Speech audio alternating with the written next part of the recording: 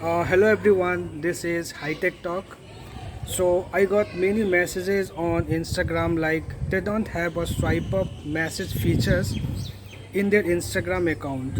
So I will show you with a live proof how to fix this. So I will show you in my mobile screen. So here you can see if I will go to this message and press and hold on this, you will see there is no option to reply to this message. So how to get? Go back, click on the home icon, click on three lines, and here you will see the option as update messaging.